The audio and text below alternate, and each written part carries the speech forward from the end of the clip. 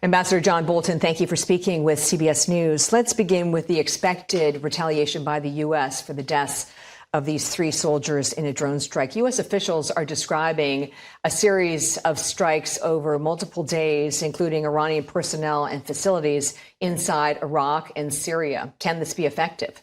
Well, I think all that is the right thing to do, but I don't think it will be enough. In looking at all the hostilities across the region, beginning with the Hamas attack on Israel, with the Houthi attacks on commercial traffic in the Red Sea, Hezbollah into northern Israel, and these Shia militia groups against Americans in Iraq and Syria, this is all at Iran's instance.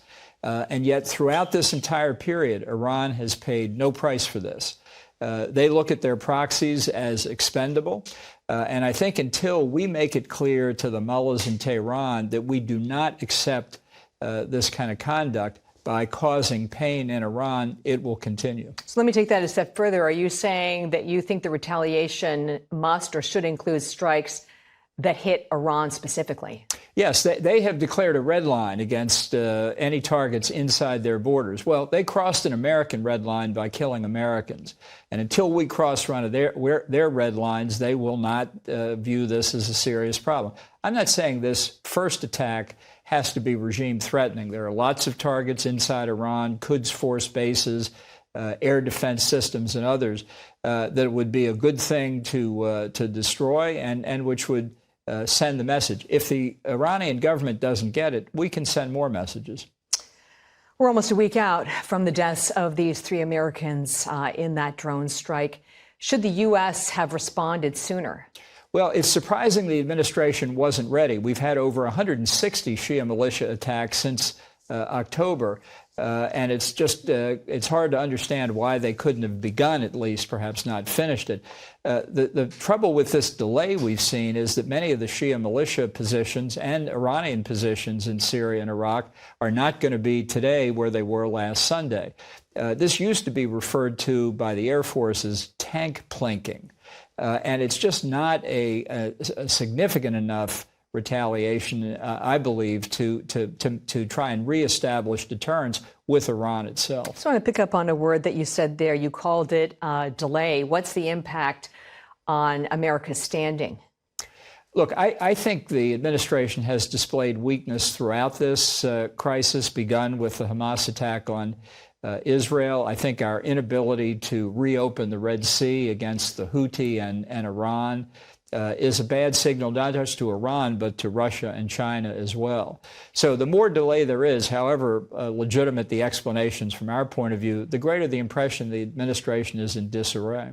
Does the Biden administration's efforts to engage with Iran on the nuclear issue complicate their decision-making on retaliation? I think the Biden administration is paralyzed with fear that if it really takes the necessary measures against Iran, it will reveal that its policy on Iran for 3 years has been bankrupt, particularly on the nuclear deal. This is something that they have made every concession they could think of to Iran, and it still wasn't sufficient for the Iranians. At the same time that Iran was planning attacks against American civilians, Masih Alinejad, Salman Rushdie, former U.S. government officials, and planning this ring of fire strategy around Israel. So while the administration has been wringing its hands diplomatically for 3 years, Iran has been preparing for war. The criticism of your position will be that you're a hawk, right? You like war. I confess, okay. I'm a hawk. All right. So if we put a military strategy to one side, is it true that one of the things Iran really understands is punitive economic measures? Are they called for in this situation?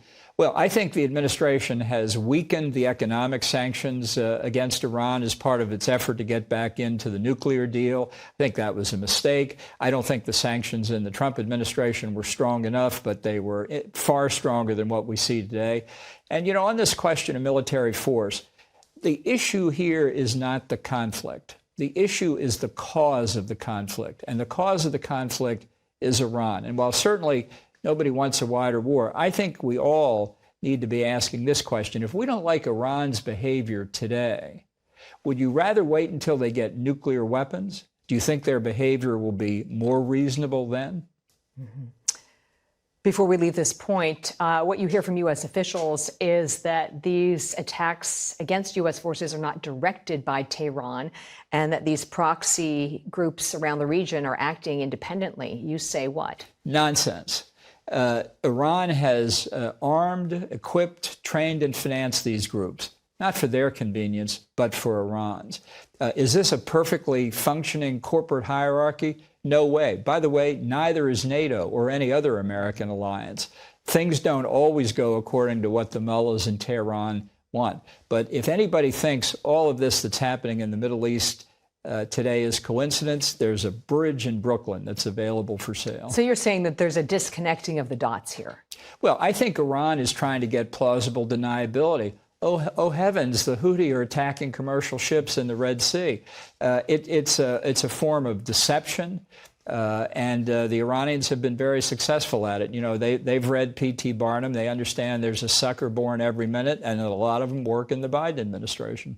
Well, that's a pretty harsh criticism. I think it's fair. Okay, on the Israel-Hamas war, is it possible to broker a deal on the hostages? I don't believe so, and I don't think that's really in Israel's strategic interest. It's an act of barbarity to have taken these hostages, but the real strategic objective for Israel is eliminating Hamas's military capability. During the time before the first ceasefire, Hamas didn't execute any of the hostages because it's not in their interest to do that. And I think it's just as logical to think Israel can get the hostages through military action as through a ceasefire that Iran and the Houthi, Hamas and Hezbollah will take advantage of. To shift gears and turn now to politics. With the losses in Iowa and New Hampshire, is it time for Nikki Haley to get out? No, I think she should stay in. In fact, I think she should announce that she's going to stay in through the convention, no matter what happens in South Carolina, where it looks like she'll lose. And the reason for that is I think she can carry the flag for everyone within the Republican Party who doesn't want Trump to get the nomination. It's an uphill fight. There's no doubt about it.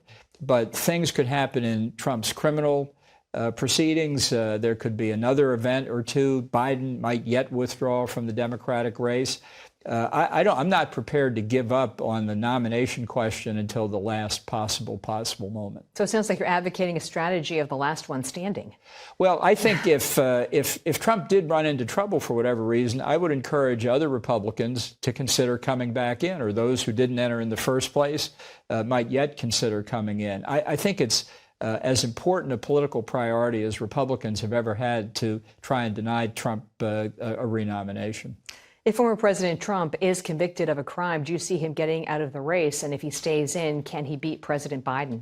No, I think Trump sees winning the election as the ultimate protection against a criminal conviction. And it's just not his style ever to withdraw from anything, which is one reason he is so dangerous. If he wins, what would a Trump cabinet look like?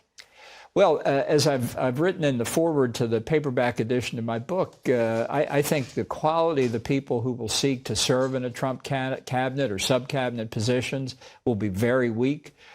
He will prize as the highest qualification to work in a Trump administration the ability to be a yes man or a yes woman. He doesn't want other people's opinions. He wants people who will follow his orders.